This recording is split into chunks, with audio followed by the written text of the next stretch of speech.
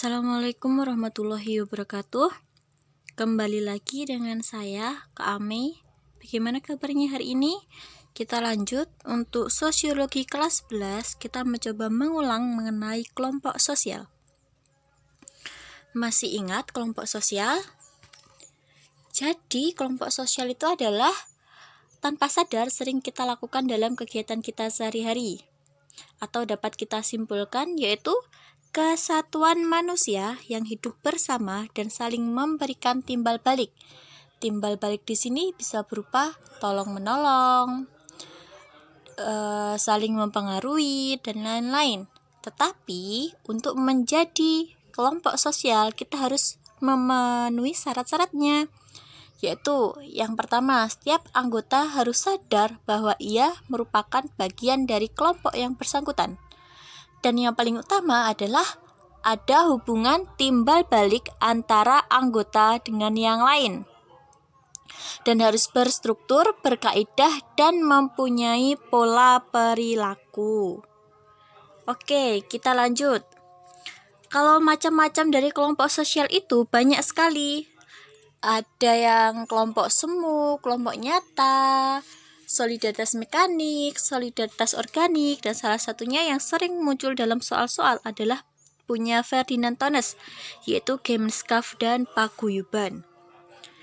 Kalau Gemeinschaft itu adalah paguyuban, kalau Gesellschaft itu adalah patembayan. Jadi ini adalah satu kesatuan yang sama, cuma berbeda dalam penyebutan. Untuk yang paling mudah itu biasanya kita memberi tanda kalau paguyuban ini adalah milik orang-orang desa.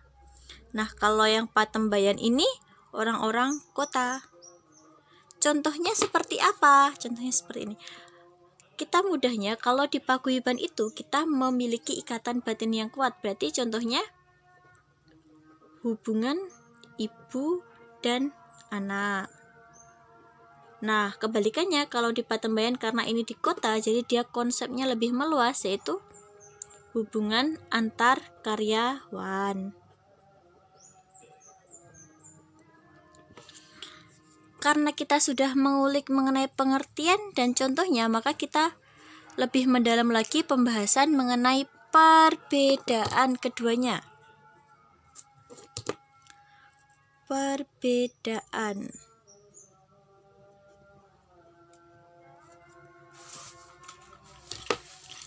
antara Gemeinschaft dan Gesellschaft. Kita enaknya pakai Gesellschaft atau Gemeinschaft aja ya.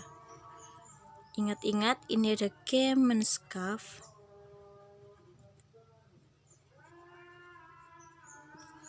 dan ini adalah Gesellschaft. Baik, kira-kira perbedaan yang pertama adalah apa?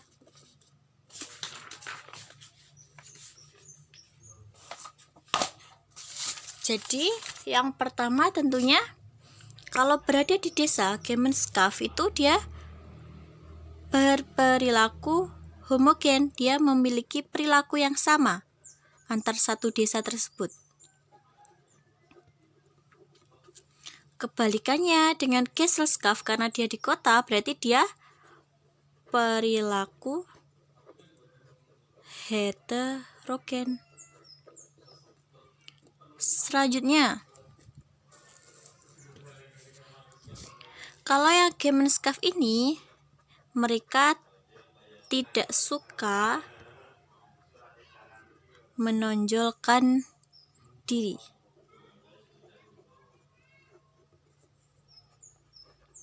Kenapa? Karena dia kan kalau di desa itu biasanya karena mereka lebih mengedepankan nilai dan norma, jadi dia bersikap rendah diri. Beda dengan yang di kota, di sini dia memperhitungkan nilai guna atau dia orientasinya tuh sudah ekonomi.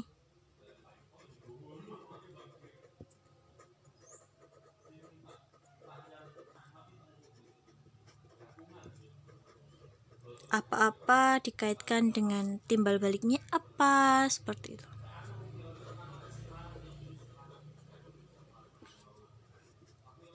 Karena dia lebih modern kalau yang di Gesellschaft itu. Selanjutnya, nomor 3, kalau yang di Kemenskaf ini dia akan bersifat konservatif. Konservatif itu apa? Tradisional.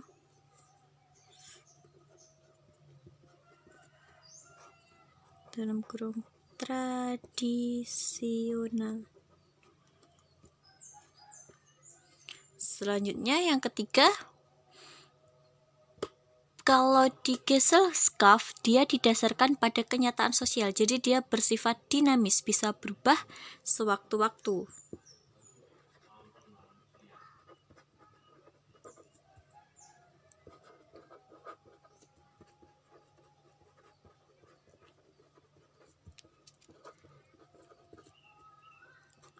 Selanjutnya, terdapat ikatan batin yang kuat. Kalau yang di paguyuban.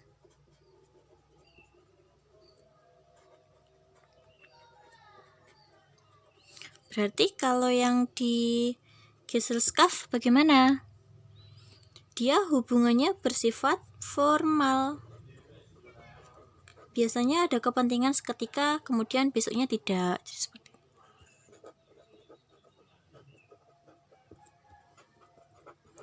Nah, kalau dalam jangka waktu, ini 4 ya, sorry. Kalau di jangka waktu, kalau di sini dia lebih bersifat kekal.